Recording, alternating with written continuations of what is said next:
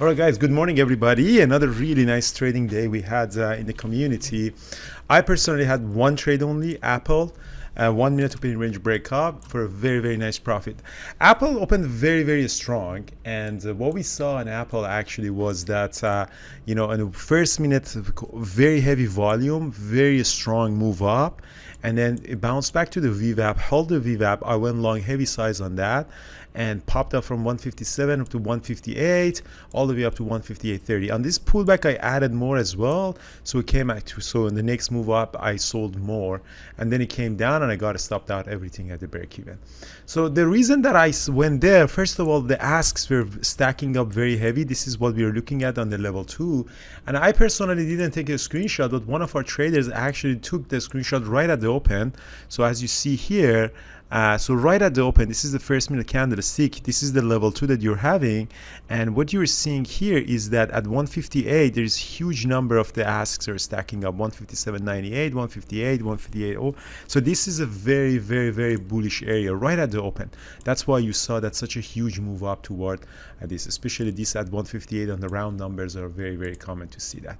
So that was just a trade of the Apple, as you saw, as I mentioned, it was really nice. And after that, I really got out of it and I really didn't touch anything else. As you guys know, we sold some IWM puts at 166 for the end of this week. That was Ardi's idea. So IWM gapped up today and I covered all of my puts for $6,300 profit on that. When usually you get 50-60% move on that, then they decay really slow. So I actually really, really nicely took that profit, and eventually turned out to be a very nice day thanks to covering that IWM that we did it live yesterday at the open. So it was Ardi's idea. So IWM is gapping up stronger than everyone else. IWM is up 2%, Q is up 0.5%, and it's 5.7% because IWM has a lot of regional banks in there. And these regional banks are small banks because of the fear of financial crisis that we are facing. So it was sold off really heavily and now it's slowly coming back up.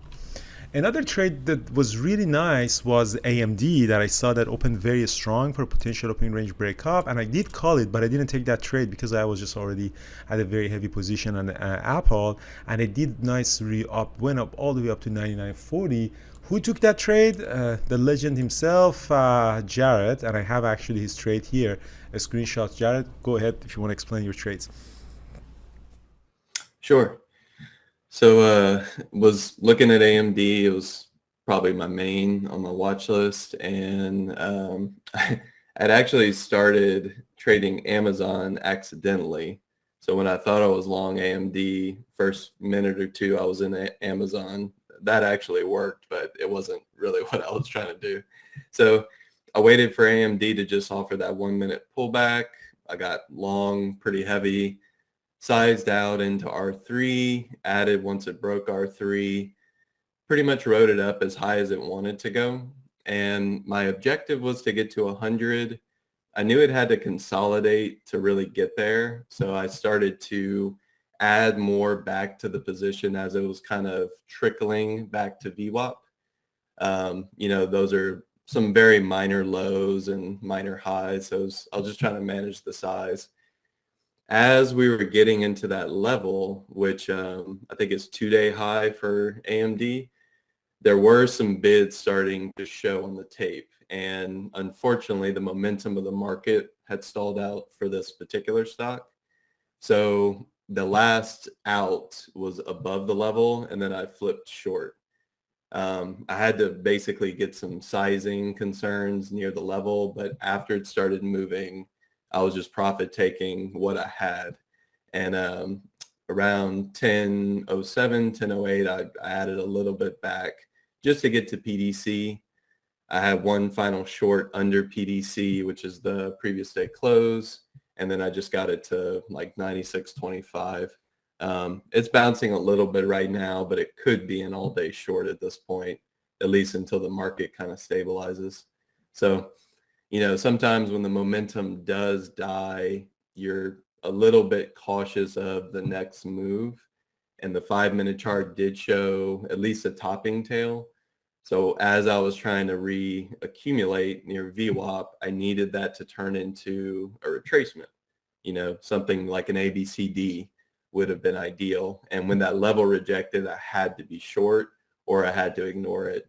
And fortunately, I was able to flip and catch some of the downside. So it was a long in the morning, and then, once you get the clear level rejection, it can turn into a short.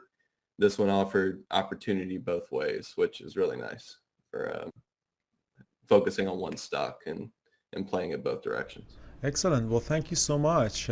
Thank you. Appreciate that. What we're gonna hear to see if actually Tesla is the same thing as you were mentioning. Had a really nice run up. A lot of people called it at 940 for a really nice run up all the way to 192, but it kind of lost the momentum. That's why I didn't take the 920 trade on that, because I kind of felt that it lost the momentum. I went long at the VWAP. It did pop a little bit, but I wasn't really feeling comfortable with that because I kind of got the market also lost the momentum. All right, that's it, guys. Tonight is my webinar, guys. I'm going to talk about the trade management, this averaging down, averaging up, and entering and exiting the trades. We're going to go through some of the examples that we're having for all the elite members, guys. Looking forward to see you at 8 p.m. Eastern time. And if you want to see how we actually traded this IWM, that kind of thing, Ardi is having a presentation today for Money Show, talking about these options, the strategy, how he finds them, how he execute them, and how it does manage the trade. So looking forward to see you guys in his presentation. The link, we're gonna put the link in the comment for the members who are not a part of the community but following us on YouTube. Thank you so much, guys, and really looking forward to trade next to you, and see you tonight at the webinar, guys. Thanks, Jared, for hanging out with me.